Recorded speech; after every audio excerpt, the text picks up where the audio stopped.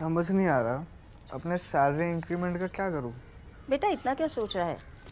अपने mutual funds के SIP का टॉप अप करा ले। This is the right time. क्या? समझ में नहीं आया। बेटा इतना क्या सोच रहा है? अपने म्यूचुअल फंड्स का एसआईपी टॉपअप करा ले। This is the right time. अब समझा।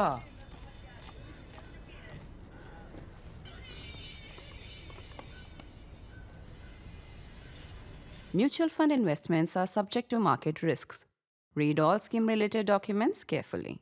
5,500 tons of rubber packed into its cavernous hold, the Polish merchant ship SS Mickiewicz stood at dock in Colombo, its crew gently boiling in the savage summer sun. The Mickiewicz's departure for Tianjin, just up the Yangtze River from Shanghai, had been delayed by a call from agitated Indian officials who demanded that the crew find and unload two 500-kilogram barrels of an industrial chemical which had been loaded in Mumbai.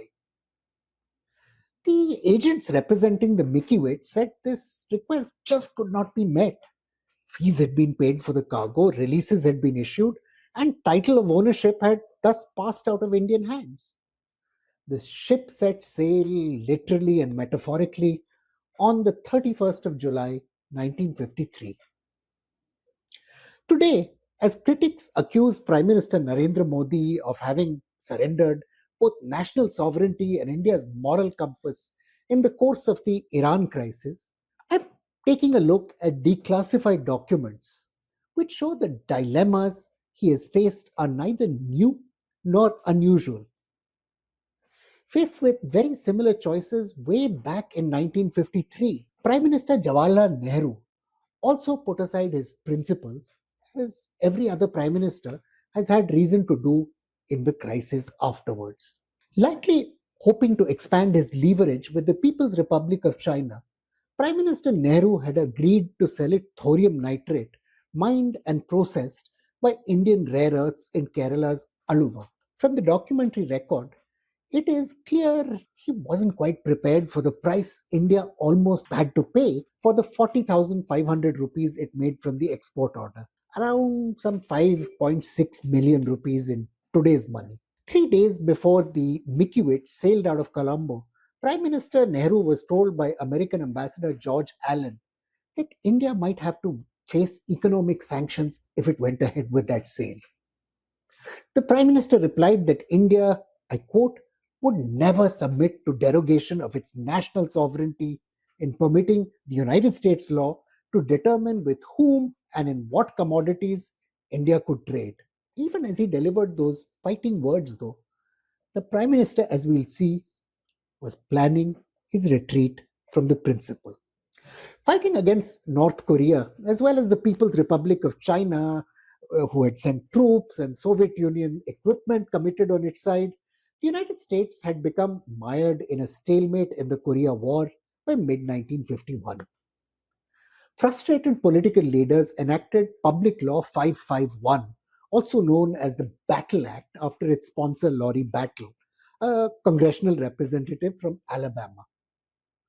Law 551 mandated that the United States would deny military equipment and economic assistance to any country that did not embargo supplies to the Soviet bloc of, and I quote, arms, ammunition, and the implements of war, atomic energy materials, petroleum, transportation materials of significant value, and items of primary strategic significance.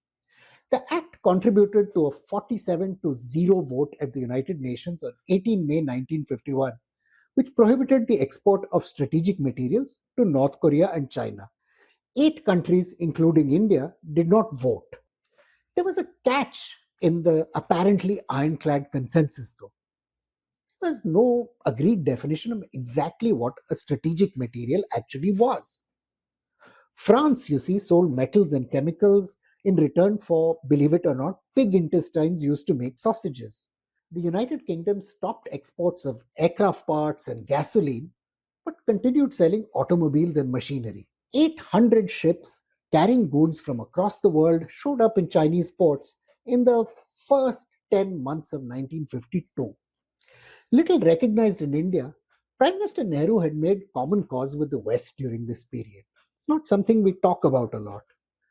As Indian troops battled communist insurgents in Telangana, Nehru said he was setting up a secret committee to fight communism.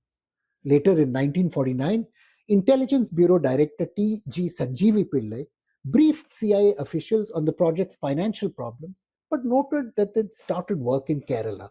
Tensions had also begun to rise along what we today call the line of actual control by 1951, as both the People's Liberation Army and the Indian Army began moving forward to assert their claims to what was then a completely undemarcated frontier.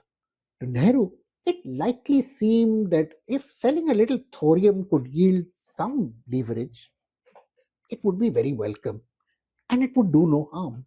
Foreign Secretary Ratan Kumar Nehru put the thorium issue before Prime Minister Nehru in early 1953. The Prime Minister replied on February 20th that year, saying he disliked, I quote, the idea of our restricting our legitimate business abroad because of the American embargo.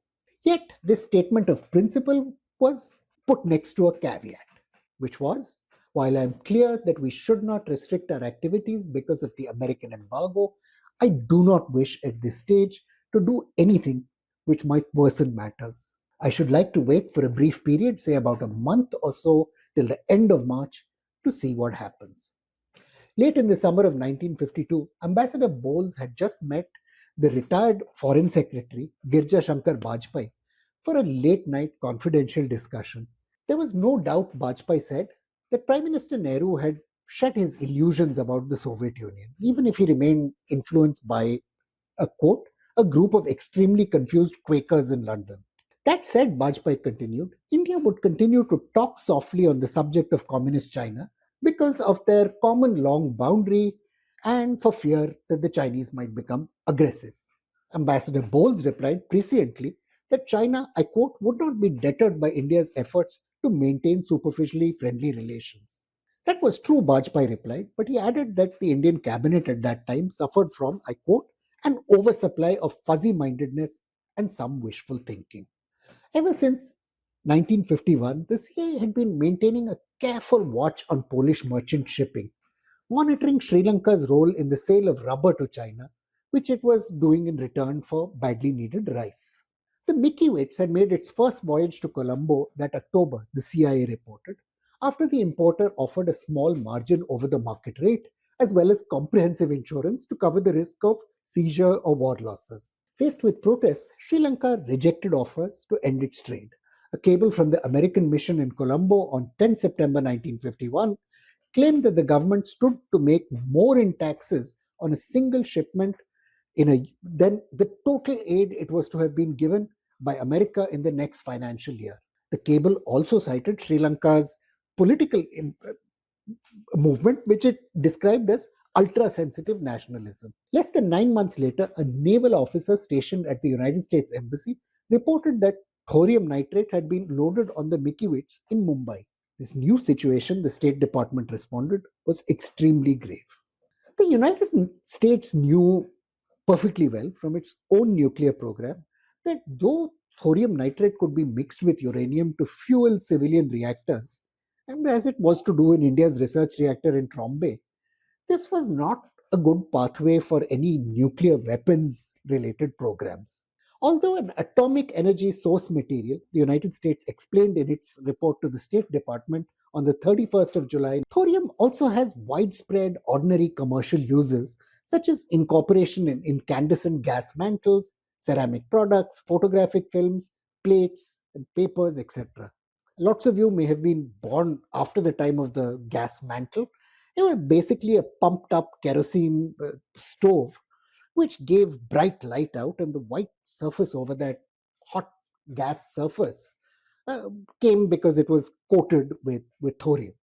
Following American protests over the sale, though, Indian officials adroitly passed the buck.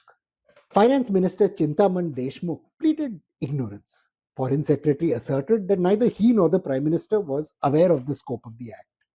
And Bhatnagar of the Atomic Energy Commission said that the shipment had been made against his express orders. The Prime Minister insisted in correspondence with his foreign secretary and in conversation with Ambassador Allen that India would never accept derogation of its national sovereignty. Right? There was no question, he said, of accepting aid with conditions in the footnotes. The ambassador rejected this proposition with impeccable logic. He wrote, any international agreement between two sovereign nations involves some voluntary limitation on their freedom of action. Otherwise, obviously, there could be no agreement. For its part, a CIA assessment carried out by senior analyst Huntington Sheldon concluded that cutting off aid to India would have some serious consequences. He believed the friendly sovereignty now exhibited towards the United States would certainly change for the worse. Early in August, the State Department told Allen that a deal had been hammered out. The United States government would conclude that the violation of the act had been inadvertent, even though they had been told by no less than the Secretary General of the External Affairs Ministry, Narayan Pillai, that the shipment only went ahead after Prime Minister Nehru's personal approval. I don't know why the Secretary General of the MEA, as the top man there was then known, provided this information to the Americans. The External Affairs Ministry, though, provided assurances that it would ensure, I quote, effective administrative control over shipments of strategic materials. And that was that. So much for sovereignty. The relationship between the two democracies, though, continued to deteriorate, and not because of thorium. From 1953, the United States deepened its military alliance with Pakistan. After the War of 1962, Prime Minister Nehru was again forced to turn to the United States for assistance. But the relationship again became ugly in the build-up to the War of 1971 until Prime Minister Rajiv Gandhi initiated a rapprochement. Furious debates raged after Prime Minister Chandrasekhar allowed US aircraft to refuel in India during the first Gulf War. Prime Minister Vajpayee faced sharp criticism for his support of American missile defense plans. And similar controversies dogged Prime Minister Manmohan Singh when he signed the India-America nuclear deal. Every Prime Minister from Nehru to Modi has had to negotiate the same thickets and minefields. Like Nehru, Prime Minister Modi has had to make do with the circumstances he has been dealt.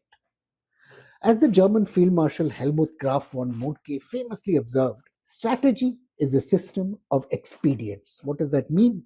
It means what we cast as strategy is basically making do. Few ethical or ideological principles, Moltke would have argued, survive contact with the real world, which is all about compromise.